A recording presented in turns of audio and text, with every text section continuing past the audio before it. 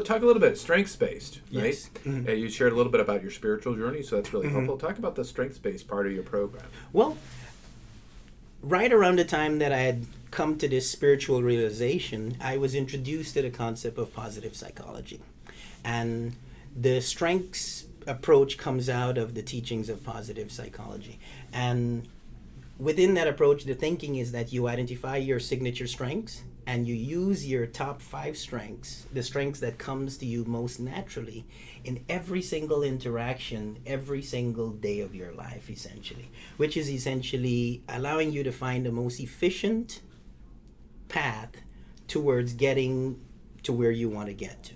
And one of the things that I found is that as I started to apply my signature strengths, it had a spiritual component to it because it allowed me to slip into the present moment and be connected with other people in a much more meaningful way. It kind of created a Zen-like experience when I started to interact with people. And also, the more you connect with other people, the more you're able to, if you can't connect to other people, you can't connect to the higher power and vice versa. Okay. Like I think the two of those things go hand in hand. So as I started to use my signature strengths in my daily life, they took on a spiritual feel to them because there is a level of mindfulness that using your signature strengths consciously in every single interaction created. And for me, the connection between the spiritual piece and the strength-based piece was just... So how are you identifying strengths? How do you do that? Well, I have a number of inventories that I use. The primary one I use is the strength-based inventory called the Values in Action Inventory.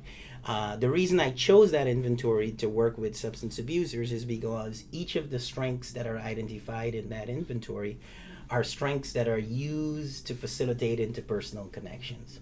I think people who struggle with addictions are people who struggle with the ability to connect meaningfully to other people around them. So I wanted that particular inventory as part of my repertoire.